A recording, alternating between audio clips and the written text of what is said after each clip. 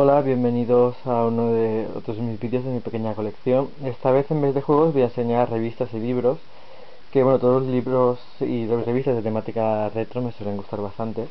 Y bueno, voy a enseñar algunas cosas japonesas que creo que son bastante desconocidas. Lo primero de todo es esta revista que es Maicon Basic Magazine. Los japoneses la abrevian BMaga.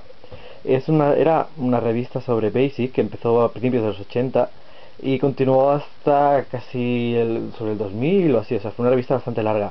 En principio, originalmente eran listados Basic, que para todos los formatos que os podéis imaginar, todo lo que ha habido en casi 20 años de revista, pues desde los primeros ordenadores, los PC-88 y demás, hasta el Basic de la Saturn y de la PlayStation. Este es un número del 99, este es de los más nuevos, que ya, bueno, podéis ver que lleva DirectX y, bueno, QBasic, que cosas bastante más modernas. La revista en sí, pues eso, esto es para, por ejemplo, para Saturn, programación en el Basic de la Saturn, que tuvo un Basic también, que no lo sepáis. Es bastante desconocido, explica cómo utilizar cómo girar sprites, creo que es. Y bueno, no sé, diferentes listados y eso. La final, en esta etapa ya prácticamente eran todos listados de Basic para diferentes plataformas. Antiguamente llevaba también muchas reviews de juegos. Por ejemplo, este es mucho más antiguo, desde el 87. Aquí, por ejemplo, tiene una parte de reviews de juegos y luego una lista por aquí de los formatos que llevan. Por ejemplo, lleva los MZ, lleva los MSX, los sistemas que yo no conozco, lleva puesto el Famicom, el Basic de la Famicom y no sé, lleva también calculadoras y demás. Echamos un vistazo. Una cosa muy interesante también de revistas antiguas es que siempre llevan publicidad de los sistemas de la época. Por ejemplo, este MSX fue uno de los más vendidos, el FSA1. No sé, podéis ver cómo era la época del FM77. Entonces, bueno, la revista es, aparte de tener mucha publicidad, el X68000, ya hacía poco tiempo que había salido. A ver, una parte que se veían listados de cómo era la revista originalmente. No sé, pues aquí tenías un juego para el Basic de la Famicom. Entonces este es el juego y tenéis el listado, lo típico que había es el mapa que llevaba. Eso también para el Basic de la Famicom. Esto es para un ordenador que no conozco, se llama Junior 100. Este es un juego para MSX. Todo listado Basic, lo típico como llevaba es tal vez de la micro hobby japonesa. Son listados y luego reviews de juegos y eso. Tal vez no llevaba, no era tan técnica como la micro hobby, pero vaya, luego la parte final llevaba muchos anuncios de juegos, llevaba secciones dedicadas a Falcom y a otras desarrolladoras. Anuncio de Liz, de Xanadu. Casi todas las páginas a color están dedicadas a anuncios y reviews de juegos. El Ultima 4, que salió para casi todos los sistemas japoneses, tiene un montón de versiones. No sé qué más. Y bueno, la parte del final eran todos reviews de juegos. La parte de color y demás, este es el Urusei Yatsura, uno que no conozco, Ruin. Muchas cosas creo que aquí había. Es uno de Konami de billar, no lo conocía. Bueno, una parte incluso de música y bueno, una parte de pedir ayuda para juegos de aventura y RPGs y listados, esos listados de tiendas, que igual cuando no había internet sí que era bastante práctico. No sé, es una revista, estas revistas son bastante cotizadas por los japoneses, pueden llegar a valer como 20, un solo ejemplar valer 20-30 euros. Y lo único que voy a decir, pues, si están como está un poco hecho polvo y demás, pues se pueden comprar baratos. Pero en general los japoneses les gustó mucho y no sé, las persiguen como, no sé, o sea, una sola revista puede valer 3000 yens o más si está en buen estado. Luego otra revista japonesa también bastante conocida es la bueno, en este caso OMZ, es la revista dedicada a los ordenadores de Sharp. Al principio el ordenador de Sharp era los MZ, pero cambiaron a X68000, entonces se llamó OX. Pero vaya, es una revista también basada en un poco de publicidad de juegos, de publicidad de aquí de un MZ1500, publicidad de algunos de los juegos que iban saliendo y luego sobre todo listados, bueno, algoritmos. Por suerte al menos aquí está explicado el algoritmo que utiliza el juego y luego un listado de seguramente código máquina que escrito en líneas data y el listado de assembler que está aquí desasamblado para poder entender qué es lo que ponen estas líneas data. Y la publicidad siempre Una cosa que más me gusta de las revistas antiguas es poder ver la publicidad de la época, de los modelos que había. Siempre salen modelos que no había visto nunca. Aquí, bueno, esto no es publicidad. Aquí cogen el MZ 5500 y 6500 y lo desmontan. Y no sé. Tiene incluso... en estos números había una serie de artículos para hacer... Esos son para hacer de los primeros ordenadores 16 bits, que no era 1X todavía. Y explico cómo es una... creo que este número está dedicado a las primeras máquinas de 16 bits y me lo explica un poco cómo funcionan y demás. Y aparte tenía una sección, varias secciones de hacer juegos en BASIC en varios trozos. Esta, por ejemplo, es una de las que más me gusta, es de hacer una lectura conversacional que incluso lleva un pequeño sistema de comandos estilo el que llevaba el PAO y demás, pero con una sola letra, que está por aquí explicado. Cada letra se hace, es una condición, estas son unas condiciones y son unos comandos. Esto lo había visto en una revista también que hacía un juego de ese tipo para el ZX81. Pero bueno, aquí está dividido en varias partes, solo tengo una. ¿Qué más? Pues ahora pasamos a los libros. Esta es Sega Consumer History.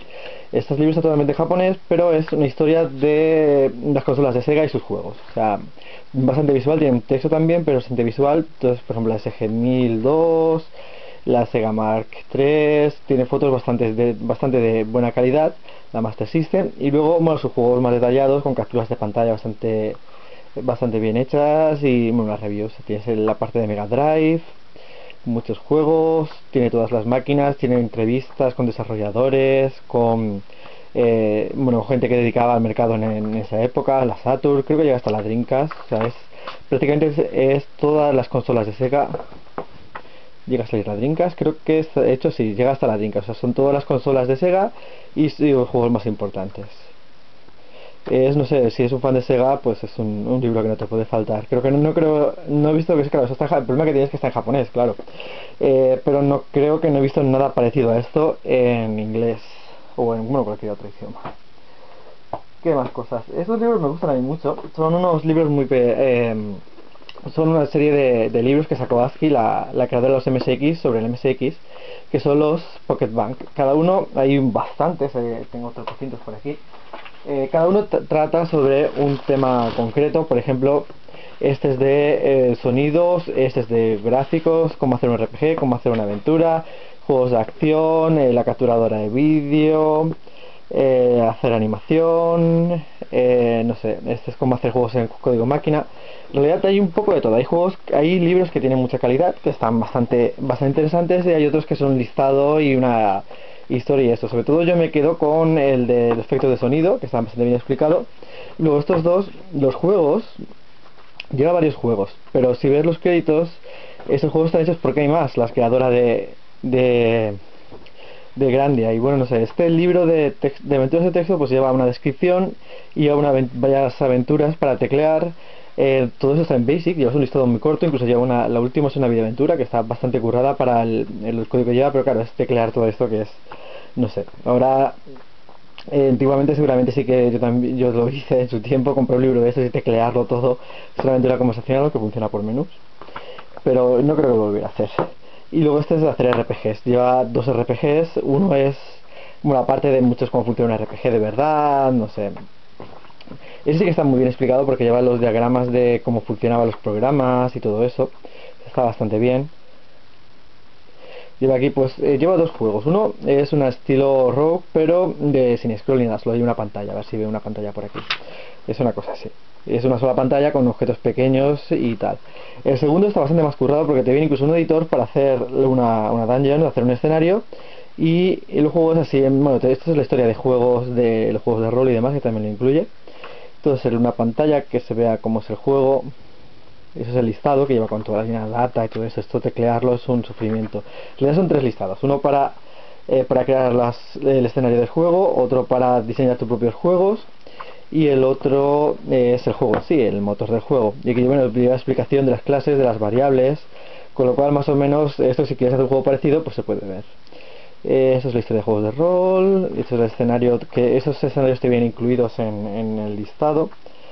Y ese es el editor, esta pantalla es del editor de escenarios.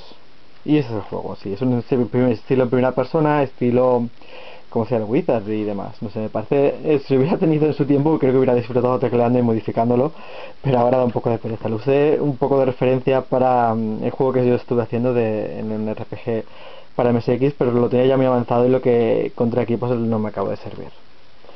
¿Qué más tenemos por aquí? Pues dos libros más, ese que ya está en inglés. Este es un libro de Apple, sobre Apple, que encontré de casualidad en un Bukov, una tienda de libros de segunda mano.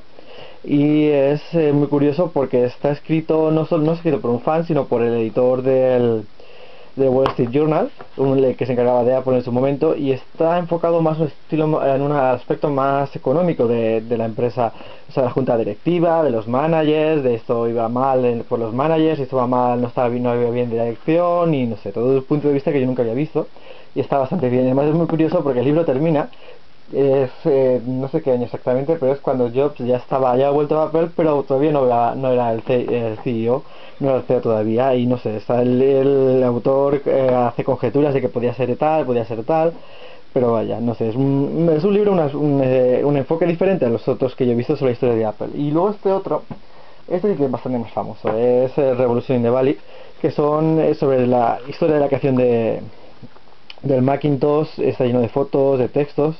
Todo lo que hay en este libro y todas las fotos en realidad están también en internet, creo que es en folklore.com. Pero vaya, no sé, tenerlo en una edición así editada tiene mucha calidad, se deja leer muy fácilmente, te lo lees en un santiamén. Lleva las pantallas de desarrollo del textos del Lisa y luego del Mac y todo eso, no sé, la versión de internet es más completa, pero en formato libro pues está bastante bien. Y un último librito más sobre MSX, es un libro sobre curso de introducción a la programación en código máquina para MSX. Y no sé, pues una típica introducción al código máquina, obviamente está todo en japonés. Hay bastantes libros sobre temática de un código máquina en japonés y demás. Este es del Z80. Por ejemplo, si busquáis del Z80 hay bastante, pero del 6502, como aquí fue muy poco usado, pues no hay nada. No sé, es un libro interesante. Bueno, pues eso es todo por hoy. Pero falta uno más, aún no he terminado. Este sí que es el último. Esto es un libro sobre ASCII.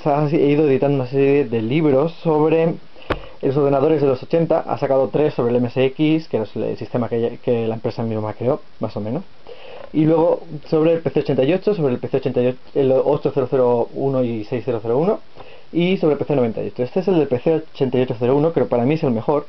Porque aparte de llevar, el sistema fue muy popular en Japón, era casi como el Spectrum japonés, podríamos decir, aunque era mucho más caro. Pero tuvo los juegos más famosos y no sé, hay entrevistas a desarrolladores, a gente que empezó a usar, el ordenador usar su primer ordenador fue un PC88. Por ejemplo, Sugiyama, el creador de la música del Dragon Quest, empezó a hacer música con un PC88. Yuzo Koshiro empezó a hacer música en un PC88 con Falcom. No sé, y luego te viene una parte también muy interesante, aparte de los juegos que había, y no sé, unos cuantos juegos famosos que van incluidos en un CD. Te viene una parte hacia el final que es la historia de los juegos visto por los japoneses. Pero la historia de los juegos de rol pues empieza en Adventure, en Torque, y luego están los juegos en 3D, en 2D, los que van por turnos, y tiene un diagrama así de una historia y tal, y como la evolución de los juegos. Esta es la parte de 2D, los juegos en 3D y tal, y luego también tiene la parte de aventuras, por ejemplo, según la ven ellos, estos los juegos de acción. Los juegos de acción también tienen este diagrama, los juegos de rol, de acción, simulación, cuando dicen simulación es que decir estrategia, pero bueno. Los juegos de aventura que empiezan en inglés. El Zork 1 fue el único traducido y tiene una línea temporal de juegos. Y el Mystery House, que fue traducido al japonés. Y luego enseguida los japoneses enseguida se pasaron a hacer juegos por menús. Y bueno, la historia de juegos japoneses, de historias de rol, eso es de los creadores del PC88. Incluso te viene una sección que está precintada, que tuvo muchos juegos eróticos, y explicar pues un poco la historia de los juegos eróticos que salieron para la PC88, que fue tal vez la primera plataforma que los erogues, los juegos gente que llamamos en Occidente, pues fueron famosos. Y luego aquí tenemos, por ejemplo, es la línea temporal de los PC88. Fue un sistema muy popular, con lo cual salieron muchísimas variantes. La más popular era la MK, la que fue el estándar para los juegos, era la MKSR2, no sé dónde estará.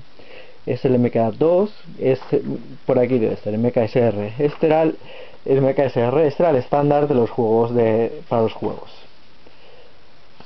Y bueno, como puedes ver, la línea temporal pues tiene de todo. Salieron tropecientos formatos aquí. Bueno, lo que arriba son PC68, aquí son otras plataformas como los MSX y los ordenadores de Sharp. Pues así.